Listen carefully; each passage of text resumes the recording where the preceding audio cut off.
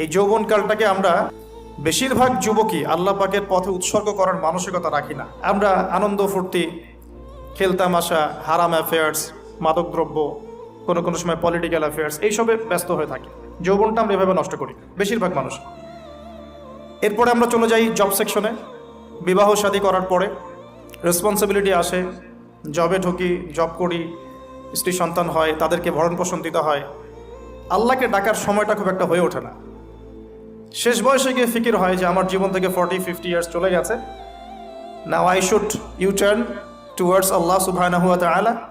ব্যাস, তখন আমি চিন্তা করে একটা চিল্লা দিব, একটা উমরা করব বা একটা হজ করব, এবং আমি আমার সমস্ত সিন থেকে মুক্ত হয়ে যাব। আমরা একটা গতানুগতিক লাইফস্টাইলে অভ্যস্ত হয়ে গেছে। সকাল থেকে শুরু করে রাত পর্যন্ত ম্যাক্সিমাম মানুষের চিন্তা এখন বস্তুবাদিতা।